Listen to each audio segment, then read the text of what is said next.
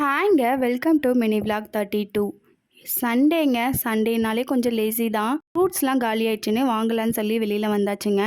இந்த fruit stall எல்லாமே எங்கள் காண்டோக்கு வெளியிலேயே போட்டிருப்பாங்கங்க.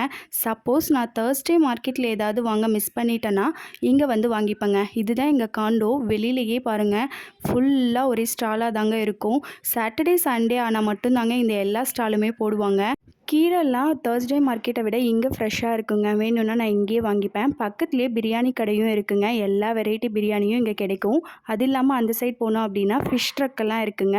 நம்ம ஃபிஷ் வேணும்னாலும் இங்கேயே ஃப்ரெஷ்ஷாக வீக்லி வருங்க, நம்ம வாங்கிக்கலாம். நம்ம பெருசாக எங்கேயோ அலைஞ்சி வாங்க வேணாங்க. எங்கள் காண்டுக்கு வெளியிலேயே எல்லா கடையும் மோஸ்ட்லி இருக்குங்க. பர்ச்சேஸ்லாம் முடிச்சுட்டு வீட்டுக்கு வந்ததுனே குயிக்காக மாப்பிள்ளை சம்பா அரிசியில் கஞ்சி வச்சு சீக்கிரமாக குடிச்சாச்சுங்க. மார்னிங் பிரேக்ஃபாஸ்ட்டாக நாங்கள் ஃபார்ம் ஹவுஸ் போனப்போ அவங்க இந்த அரிசி கொடுத்தாங்கங்க. உடம்புக்கு நல்லது, கஞ்சி வச்சு கொடுங்கன்னு சொல்லிட்டு.